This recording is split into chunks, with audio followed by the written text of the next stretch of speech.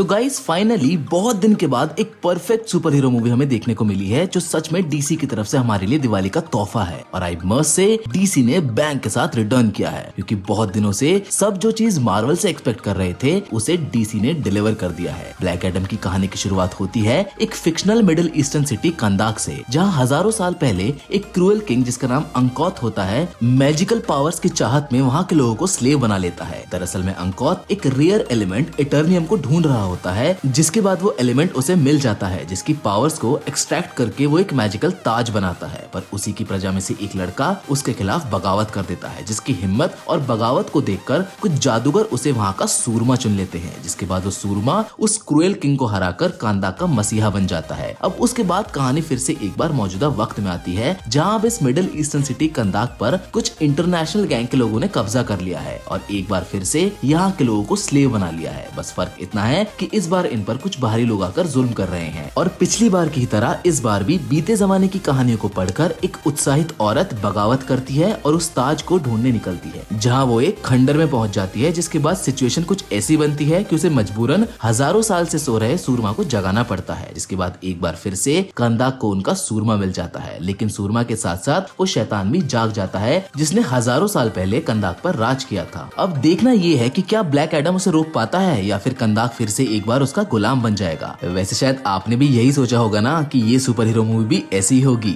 लेकिन थोड़ा सब्र कीजिए क्योंकि पिक्चर अभी बाकी है मेरे दोस्त।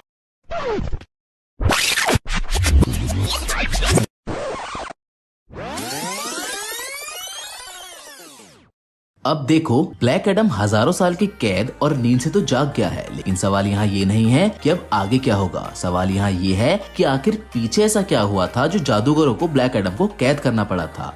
इट सीम्स इंटरेस्टिंग, क्योंकि यहाँ से कहानी शुरू होती है black Adam the anti super hero. ये वीडियो स्पॉइलर से भरी हुई है, इसलिए प्लीज अगर अभी तक आपने ब्लैक एडम नहीं देखी है तो इस वीडियो को यहीं पर स्किप कर देना। तो कहानी के अनुसार हजारों साल पहले एक बच्चा किंग अनकौत के खिलाफ बगावत कर देता है, जिसको जादूगर अपना सूरमा चुन लेते हैं। लेकिन दरअसल में टेथ एडम वो बच्चा नहीं होता है। जी हाँ, टेथ एडम उस बच्चे का बाप होता है जिसको सूरमा चुना जाता है। जिसके बाद उसके परिवार को मार दिया जाता है और अपने घायल और मरते हुए बाप को बचाने के लिए वो बच्चा अपनी शक्तियां अपने पिता यानी कि टेथ एडम को दे देता है। जिसके बाद रेज और गुस्से से भरा हुआ टेथ एडम जाके अनकौत को मार देता है। वो अपनी शक्तियों को कंट्रोल नहीं कर पाता है, जिससे काफी मासूम लोग भी मारे जाते हैं। जिसके बाद सारे जादूगर टेथ एडम को कैद कर लेते हैं। फिल्म ब्लैक एडम का एक सिरा गुलामी से जुड़ता है तो दूसरा आजादी पाने के लिए सामूहिक प्रयासों से मिलने वाले नतीजों से। ब्लैक एडम अब आज के समय के कंदाक में है, जिसे एक औरत उसके नींद से जगा देती है और पहले की ही तरह इस बार भी वो तबाही मचाना शुरू कर देता है। दरअसल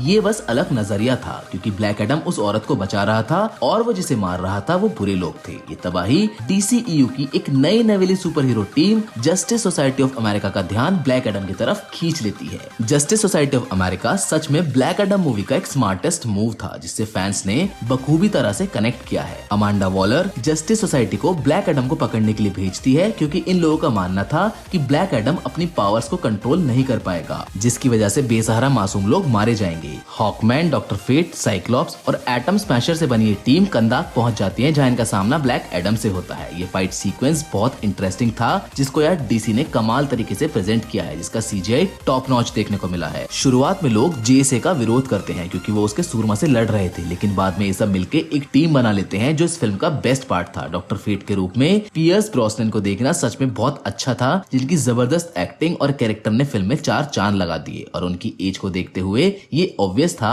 कि उनका कैरेक्टर मेंटल आगे शायद DCEU में कंटिन्यू नहीं किया जाएगा, जिसकी विरासत कोई और पूरा करते हुए दिखाई देगा, जो कॉमिक्स में भी हुआ है काफी बार। जी हाँ, हमें शायद अब कोई और डॉक्टर फेट देखने को मिल सकता है। वैसे अगर मैं पर्सनल लेवल पर बात करूँ तो मुझे यहाँ डॉक्टर फेट मार्वल के डॉक्टर स्ट्रेंज से ज्यादा पावरफुल और बेटर जादूगर लगे, जिन्होंने एंड में खुद को सेक्रीफाइस करके ब्लैक एडम को दोबारा नींद से जगाया, उस मॉन्स्टर सबाक से लड़ने के लिए, जो शैतान का सूरमा था, जो कोई और नहीं बल्कि उसी लड़की का साथी इस्माइल होता है। और वो ऐसा इसलिए कर रहा होता है क्योंकि वो क्रूएल किंग अंकौत का आखिरी वंशज होता है। सबाक से लड़ने के लिए ब्लैक एडम और जस्टिस सोसाइटी ऑफ अमेरिका एक टीम बनकर काम करते हैं, जिसके बाद एंड फाइटिंग सीन देखने को मिलता है, जो सच में बहुत ब्रिलियंट है। ब्लैक एडम DCEU की 11वीं फिल्म है, जिसमें डायरेक्टर कॉलेज सेरा ने कमाल कमाल कर दिया है। सच में ये फिल्म डीसी के लिए एक नया सवेरा है जिसने एक सुनहरे भविष्य की नींव रख दी है। जैक स्नाइडर जैसे करिश्माई डायरेक्टर और हाई एनर्जी वाले ड्वेन जॉनसन डीसी कॉमिक्स के लिए एक नया सवेरा लेकर आए हैं। ब्लैक एडम के स्पेशल इफेक्ट्स और स्पेशली इसका बैकग्राउंड स्कोर काबिले तारीफ है, जो फिल्म को हर तरीके से कॉम्प्लीमेंट करता है। मैं ये नहीं बोल रहा हूँ कि फिल्म हर तरह से परफेक्ट थी, पर जिस तरह के सुपर हीरो एक्शन को शायद हम सब एक्सपेक्ट कर रहे थे,